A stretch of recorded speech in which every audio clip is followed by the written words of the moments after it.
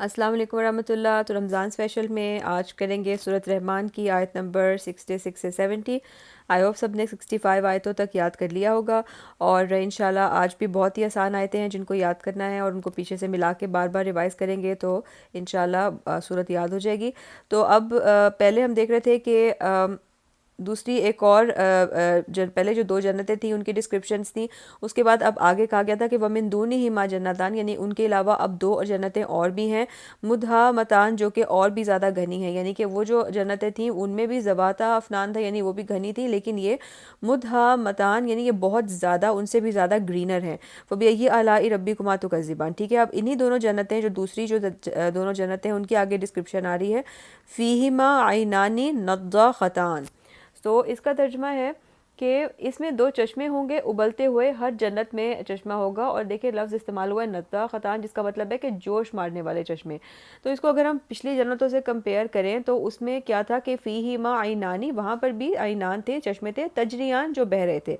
लेकिन यहाँ पे हैं फ़ीही मा आइनानी नद्दा ख़तान, ये ज़्यादा लाइक हायर लेवल की लगती है, जैसे कि क्योंकि इसमें जोश मारते हुए चश्मे होंगे, यानी कि वर्ड के रेफरेंस से जो है उसकी क्वालिटी में जो डिफरेंस है उसका अंदाज़ा लगाया जा सकता है।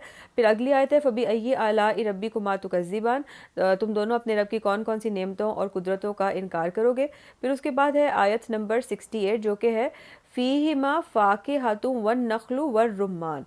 तो इसका तर्जुमा है कि इन दोनों में मेवे, खजूर और अनार होंगे।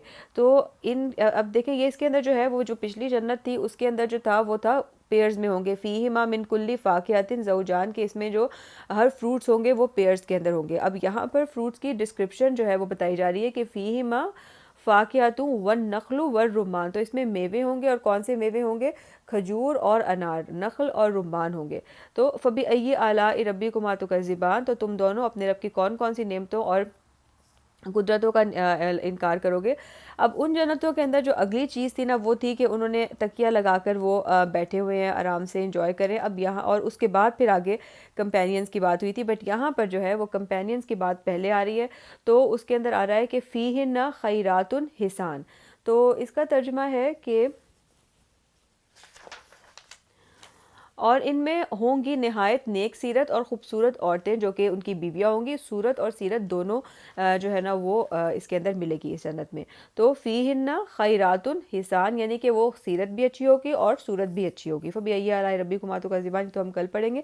तो इन दोनों का सुभान अल्लाह कंपैरिजन किया जा सकता है। तो ये कलाम में अल्लाह का, और इस कदर इसके अंदर सिमिट्री है कि एक जहाँ एक चीज़ है वहीं पर दूसरी चीज़ है कंपैरिजन के अंदर। मतलब कि it's just amazing how the आयस आर अरेंज्ड। सो आयत नंबर 66 थी कि फ़ीही ना आइनानी नज़ाक़तान, के इसमें चश्मे होंगे जो कि बहुत ज़्यादा जोश मारते होंगे और बहुत ज़्यादा खूबसूरत होंगे।